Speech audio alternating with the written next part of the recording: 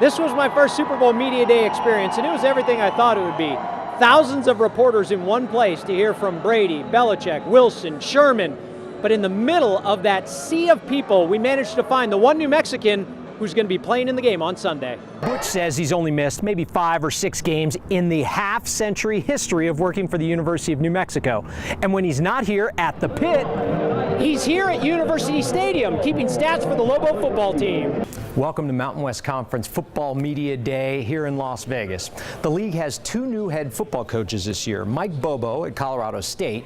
He replaces Jim McElwain, who left for Florida.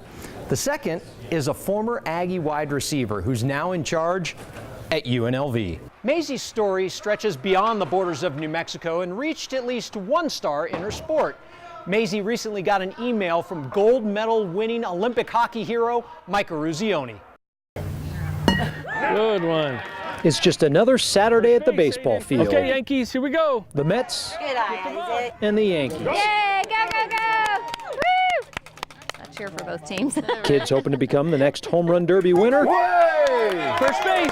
Or maybe the next Derek Jeter. She loves T-ball. We can play and we can stretch together. But number 10 on the roster isn't your typical kid. Get a good hit. He's something special. Go, Isaac. Kill it. Isaac has a condition called lumbosacral agenesis. Yeah! And if you break down the Latin, that's the lumbar area and the sacral area. He just doesn't have them. They never had a beginning. Attaboy. Simply put, a rare spinal condition prevents Isaac Lill from walking, but doesn't stop him from playing.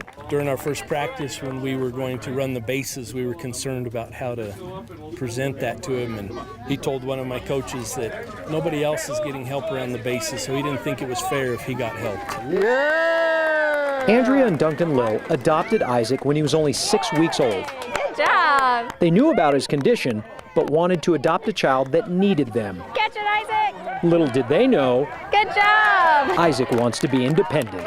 I think Isaac has got the idea that he can do anything he wants, whether other people want him to do it or not.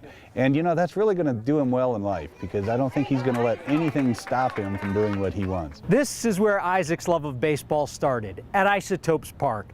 His parents have been season ticket holders for years. They would sit in the stands and watch the Isotopes players night in and night out.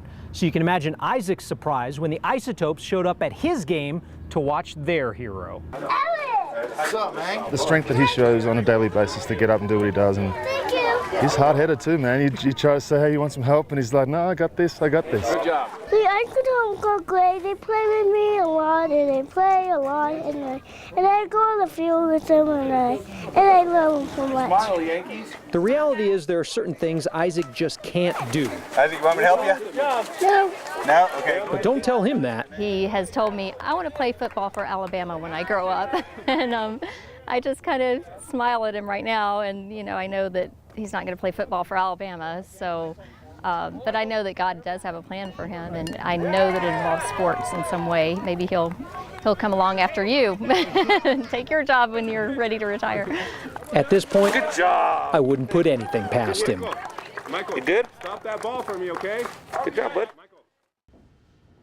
Earlier this morning, University of New Mexico men's basketball coach Craig Neal held an end-of-the-year press conference to wrap up the season. A 17-15 record isn't what he expects. Any future postseason plans will be limited to the NCAA or NIT, and he's optimistic about the future, even though it might not include his best player. We had some highs and we had some lows. At his year-end press conference, Lobo head coach Craig Neal announced Elijah Brown is going to enter his name into the NBA draft. New rules allow Brown to return to school if he withdraws his name by the May 25th deadline. He's just going to go do some workouts, and his mindset is to go see where he is, and then hopefully he's going to come back.